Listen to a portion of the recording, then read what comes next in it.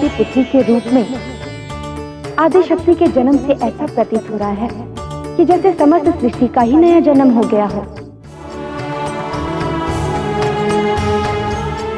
जब भी परब्रह्म का कोई अंश इस पृथ्वी पर अवतरित होता है तो उसका एकमात्र ध्येय होता है संसार का कल्याण। यही कारण है कि संसार सदैव विष्णु, शिव या आदि शक्ति के अवतरित होने हेतु प्रतीक्षारत रहता है। आज आदि शक्ति का हिमावन एवं मैना की पुत्री के रूप में जन्म लेना इस संसार के लिए अत्यंत ही शुभ दिन होगा।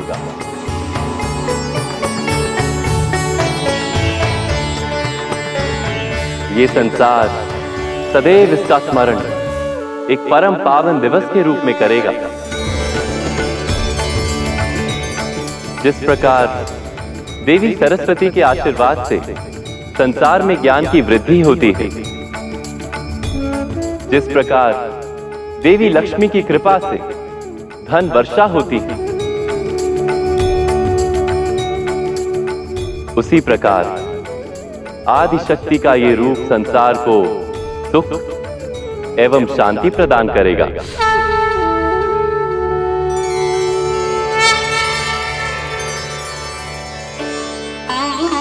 किंतु महत्वपूर्ण तो ये है कि शीघ्र ही ये कन्या रूपी आदि शक्ति विवाह योग्य हो जाएगी और तब होगा उनका पुनर्मिलन महादेव के साथ। हाँ देवी, आदि शक्ति के इस अवतार का सर्वोच्च उद्देश्य यही तो है, महादेव को एकांतवास से वापस बुलाना एवं त्रिमूर्ति को संपूर्ण करना।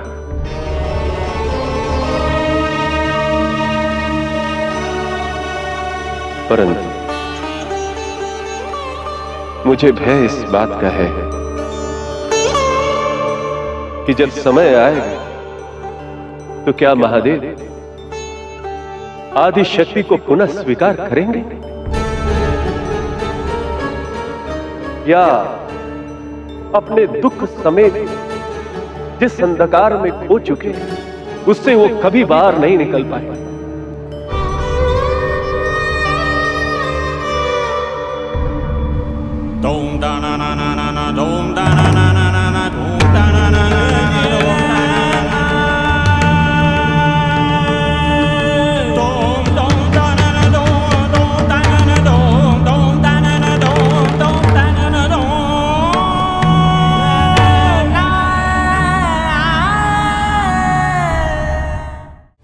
जाओ और जाकर उस नवजात कन्या का वध कर दो, किंतु स्मरण रहे इस कार्य में किसी भी प्रकार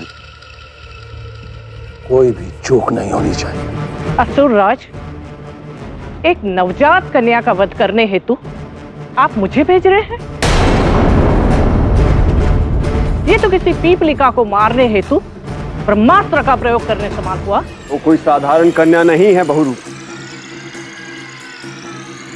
नवजात अवश्य है, किंतु कोई भी उनके इच्छा के विरुद्ध उनके समीप नहीं आ सकता। पर तुम जानो, अवश्य जानो, क्योंकि यदि तुम सफल रही तो तुम अपने असुरराज का दुर्भाग्य दूर कर दो, और यदि विफल रही तो वो तुम्हारा सौभाग्य बन जाएगा, क्योंकि वो कन्या कोई और नहीं, स्वयं आदि शक्ति है। यदि ये सत्य है कि आप स्वयं आदि शक्ति हैं, तो मुझे एक वरदान दीजिए। वरदान दीजिए कि मेरे मन में इस क्षण जो भी इच्छा प्रबल है वो पूरी हो। क्या आपको ज्ञात भी है कि वो इच्छा क्या है?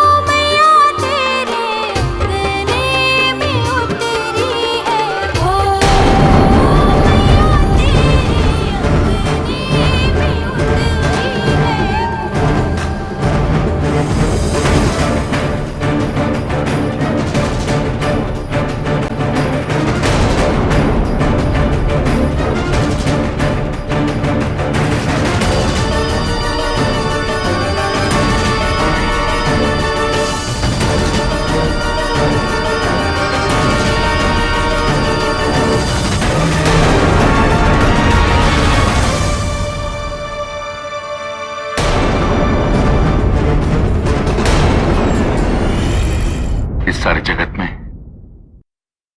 इससे ज्यादा रूपवान, इससे ज्यादा तेजस्विनी पुत्री किसी और की नहीं हो सकती। इसे जितना देखता हूं ना, उतना ही मोह में गिर जाता हूं। मैं ना आज तक हमारी अन्य पुत्रियां हमारे नाम से जानी जाती हूं, किंतु अब आप देखिएगा कि हम इस संसार में इसके माता पिता के नाम से अमर हो जाएंगे।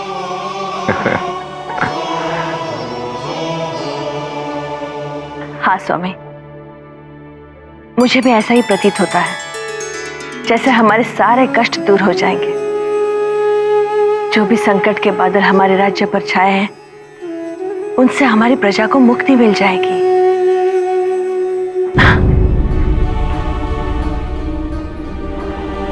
क्या बात है स्वामी, आप इतने चिंतित क्यों हैं? चिंतित नहीं तो हमें किस बात की चिंता होगी? कोई बात नहीं। तो फिर आपका गुप्तचर आपसे मिलने क्यों आया था? उसने ऐसी कौन सी सूचना दी आपको जिससे एक ही क्षण में आपके मुख पर पुत्री के सुख की जगह चिंताएं और तनाव की रेखाएं उजागर हो गई? बताइए स्वामी, अगर आपके साथ हर सुख भोग सकती हूं, तो क्या आपकी चिंताओं पर मेरा कोई अधिकार नहीं? नहीं मैना, ऐसी बात नहीं है। समस्या वही पुरानी है। नागराज, गुप्तचर से प्राप्त हुई जानकारी के अनुसार नागराज पुनः आक्रमण करना चाहता है हमारे राज्य पर। मेरी अनुपस्थिति का लाभ उठाना चाहता है। न जाने इतनी शताब्दियों से नागराज के चले आ रहे उत्पीड़न से मैं अपनी प्रजा को कब मुक्ति दिला पाऊंगा। मैना, मुझे शीघ्र हिमालय क्षेत्र की ओर प्रस्थान करना होगा। कहीं आप नागराज के साथ युद्ध की योजना तो नहीं बना रहे? आपकी अनुपस्थिति में अगर आपकी पुत्री पर कोई विपत्ति आ गई तो मैं क्या करूंगी?